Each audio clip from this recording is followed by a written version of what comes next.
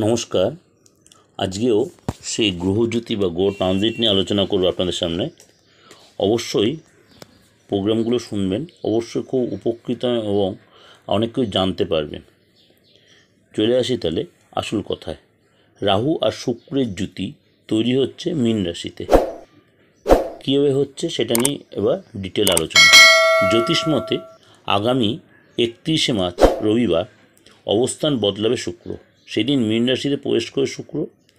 সেই রাশিতেই এই মুহূর্তে রাহু বসে আছে। মীন রাশিতে শুক্র ও রাহুর জুতি তৈরি হবে। আগামী 24শে এপ্রিল পর্যন্ত এই মীন রাশিতে একসঙ্গে রাহু আর শুক্র থাকবে। এই 31শে মার্চে রবির যে অবস্থান বদলাবে এবং মীন রাশিতে শুক্র প্রবেশ করবে, সুতরাং সেখানে 24শে এপ্রিল মধ্যে রাহু শুক্র জুতি তৈরি হবে।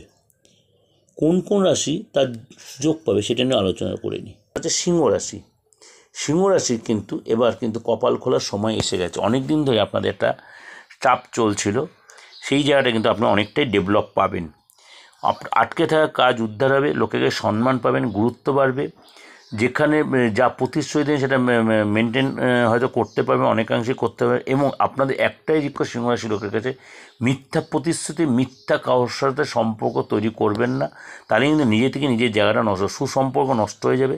আপনাদের নিজেদের বলে কোনো সুখবর পেতেন, অনেক দিনের পুরনো কোনো আটকে থাকা অর্থ বা এই ধরনের কোনো গুড নিউজ পেতেন, বাইরে যাওয়ার সম্ভাবনা তৈরি হতে। ব্যবসায় যথেষ্ট সফল হবেন, অর্থ লাভও করতে পারবেন। যে এটাও কিন্তু আপনাদের যে ওভারঅল একটা প্রেডিকশান দিলাম। সব সিংহরাশি যে ভালো সময় বা হেভি, আশা করি সবারই ভালো হোক।